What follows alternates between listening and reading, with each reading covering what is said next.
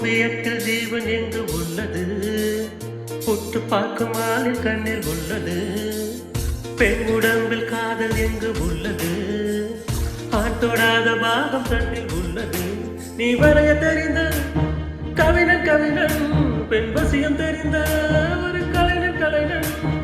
மேகத்தை ஏமாற்றி மான் சேரும் மலை போல மடியோடு விழுந்தாயே வா.